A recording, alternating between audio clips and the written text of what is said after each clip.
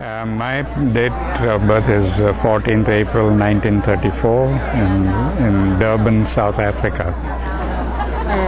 Are you currently living in the U.S. or? Yes, I am a resident here in Rochester, New York, and since 1995 I became a U.S. citizen. That explains why they were asking you about candidates. Yes.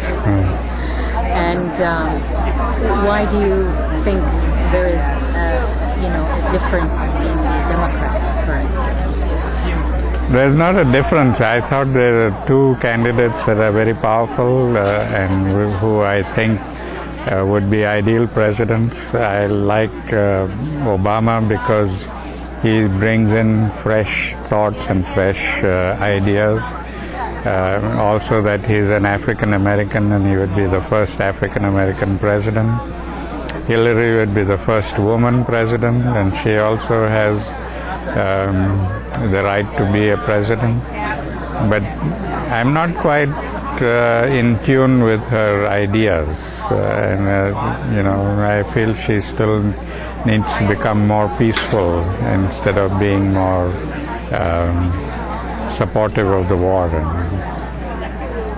You probably know that anything has to do with war and the rest of the world, they share the same policies. Yes, I know. That's unfortunate because I don't think the American people who have been fed on this myth of being a superpower is going to accept peaceful ways very easily. Have you lived at all in India?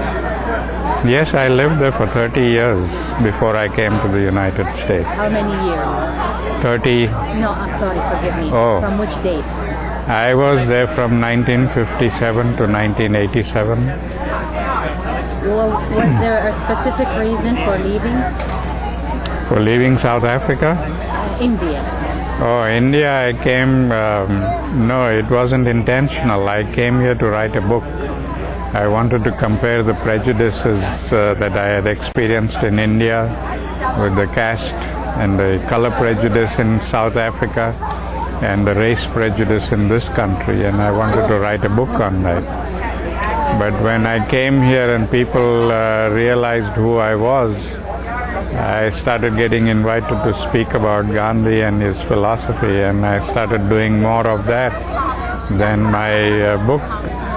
And so one thing led to another, and I just got stuck here. Is there a hope that you will finish the book? I hope so, but I don't know. Time is running out. I'm now almost 74, and who knows? Do you need helpers?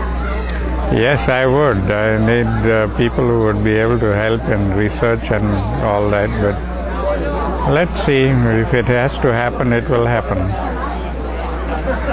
There was a question by the audience concerning the Middle East. And the bottom line of it is that, do you think that they hate us because of our policy with Israel? And I'm trying to underline the word hate us because on the contrary, until they bombed Afghanistan and especially Iraq, they were imitating basically their culture, their way of life, and almost imitating them even with simple things. So how can we investigate and analyze this so-called hate us?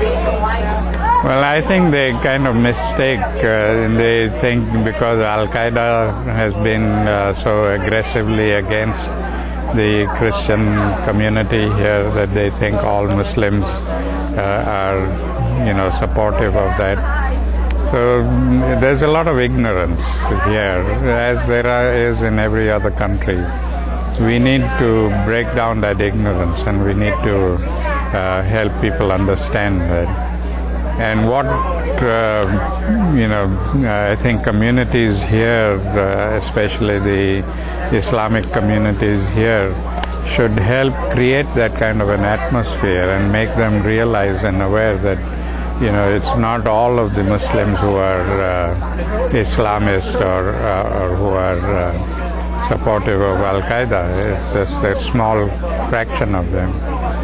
And break down those prejudices. I am amazed at how ignorant American people really are about the rest of the world.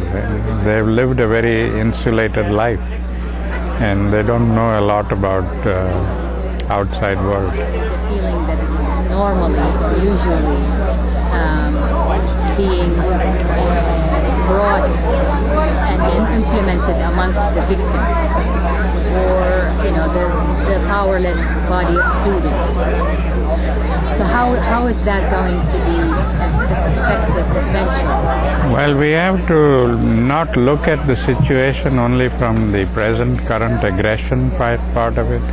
Once the United States has become an aggressor, it might not be very easy for them to change their attitude. But we have to look at it from a long-term point of view.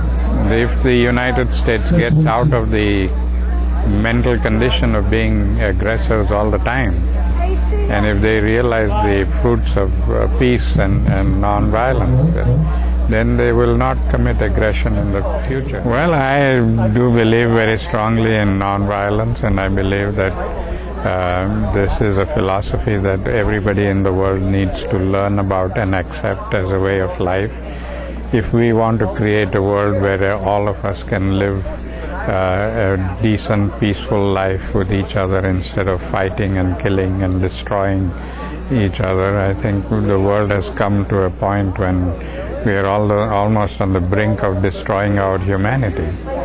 And we need to get away from that and re-establish our humanity and live according to the teachings of our religion. Because all our religions of the world talk about love, compassion, understanding, and brother-sisterhood in there, and we need to incorporate that in our lives and create the kind of society that our religious scriptures talk about.